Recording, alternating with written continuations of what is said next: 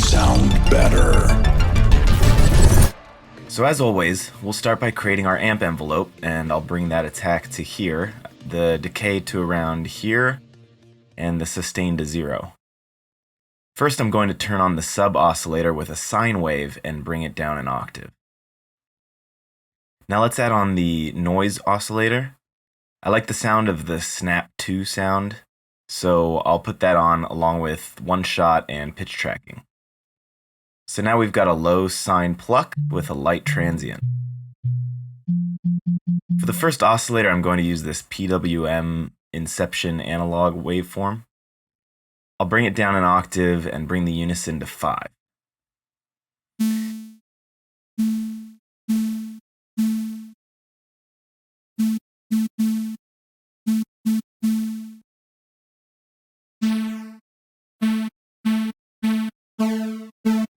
I'll bring up the wavetable position a little bit. For this sound, I'm going to use the warp modes, which I haven't demonstrated yet.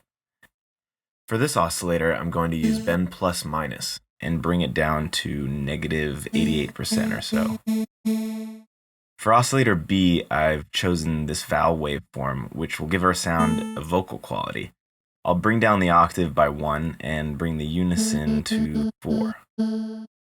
I'll leave the detune around here and the blend in a similar spot. Let's bring the wavetable position to around here. Now I'm going to use the mirror warp mode, which basically creates a mirror effect in the waveform, which can sound really cool. I think it sounds good about here. To have the mouth of our sound move a little bit, I'm going to have envelope 1 modulate the wavetable position by a small amount.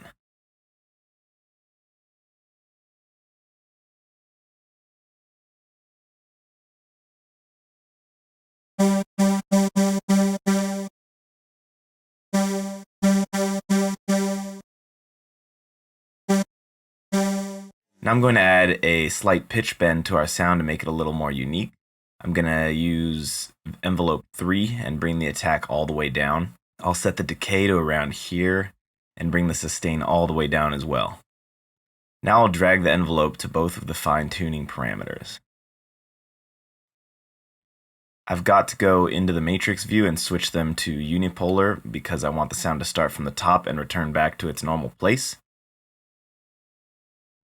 Now I'm going to bring down the amount so that it's not so apparent and that the effect is slightly noticeable without sounding off key.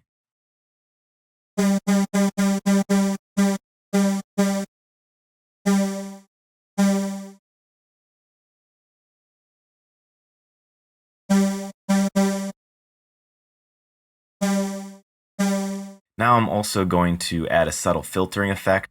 I'm going to have it filter all our oscillators, but only have the mix be around here.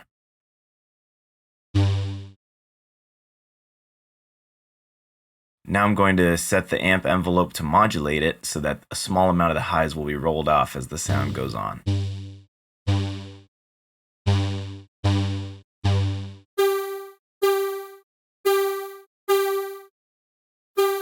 Okay, so I like the sound of just the sub and the noise oscillators, and I might want to use that at some point. So I'm going to map macro 1 to the level of both oscillator A and B, so that we can completely cut them out if we want to.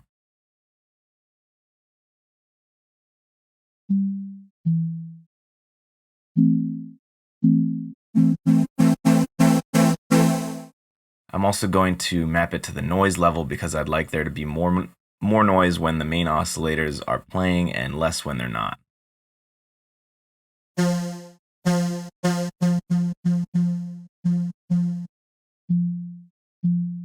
Alright, so now we'll move over to the effects view.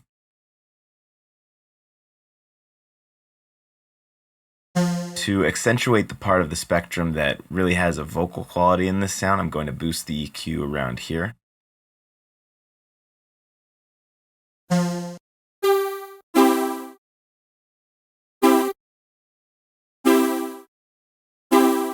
Now let's add some hyper and dimension. I'm going to set macro 2 to both so that we can have as much or as little as we want.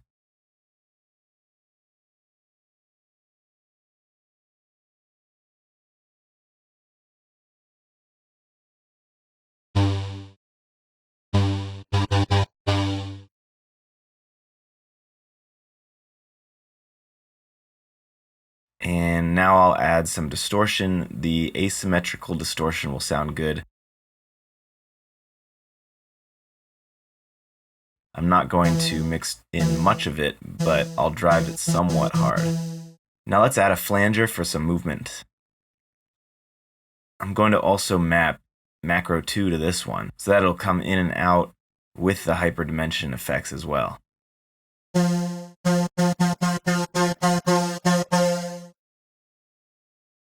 Now I'll add a small amount of chorus for some width.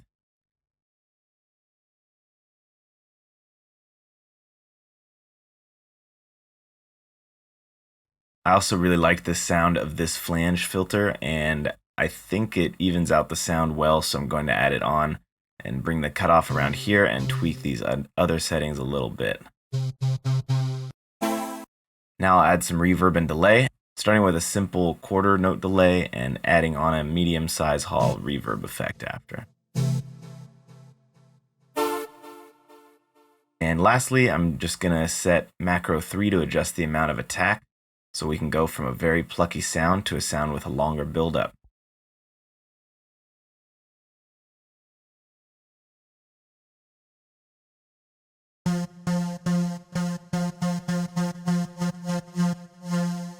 And now we've got a sound that can be used sort of monophonically on its own as either like a pluck or a sound with more of an attack that you can use as a lead, or even an arpeggio or something like that. Or you can even create pretty elaborate chords with this, and it gives it a bit of a choir-esque sound, synthesized choir sound, because of that sort of vocal element, which really comes out when you're creating chords. It's not as apparent when you're just using it one by one, but when you create a pretty big chord, it starts to sound more like a vocalized chorus, sort of.